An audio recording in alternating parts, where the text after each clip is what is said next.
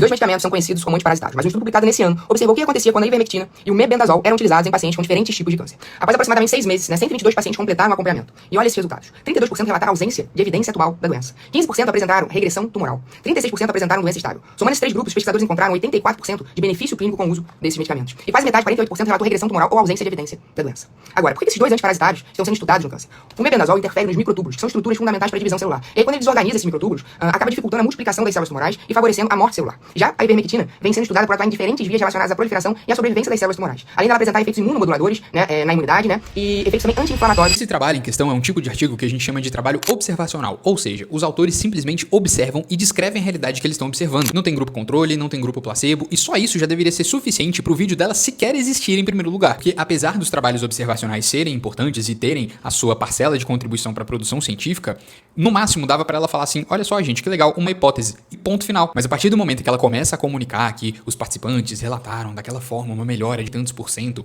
e partindo do princípio que o público leigo não sabe, nem deveria se preocupar em saber quais são as diferenças entre um trabalho observacional e um ensaio clínico randomizado controlado, por exemplo, a gente começa um problema gigantesco. Pensa na perspectiva de um paciente que acabou de receber um diagnóstico de câncer, ou então um familiar, ou algum parente, ou ente querido de algum paciente oncológico. Ele vê o vídeo dela e para de prestar atenção no restante das coisas a partir do momento que ele escuta, porque os pacientes desse estudo fizeram isso e relataram uma melhora de 80%. Não é nenhum trabalho observacional bom, que você fala assim, nossa, esse artigo aqui foi muito bem feito. É um trabalho observacional cujas informações foram coletadas a partir de um questionário online. Só participaram 197 pacientes, sendo que desses 197, 75 não chegaram no follow-up. E o que aconteceu com esses 75 pacientes? Ou seja, todas as supostas melhoras foram autorrelatadas. E o autorrelato pode ser enviesado por uma série de coisas. Se o paciente simplesmente não passou mal naquele dia, por exemplo, com um tratamento de quimioterapia, ele já pode se sentir melhor e atribuir isso ao uso da ivermectina ou do albendazol. Então existe uma diferença gigantesca entre nós observamos e nós demonstramos. Além disso, a interpretação dos achados desse artigo precisam ser ainda mais cautelosas, em vista que esse artigo apresenta o que a gente chama de expression of concern, que é basicamente a galera falando, tá, peraí, vocês estão alegando uma melhora de 84%, que história é essa? Deixa eu ver os documentos, deixa eu ver as comprovações, o diagnóstico da galera, vamos entender os pormenores. Eu te pergunto, qual que é o propósito de eu fazer um vídeo falando, olha só, os pacientes desse estudo aqui que tomaram ivermectina relataram melhora de 80%, e lá na legenda eu coloco pequenininho, que é um estudo observacional que ainda tem limitação.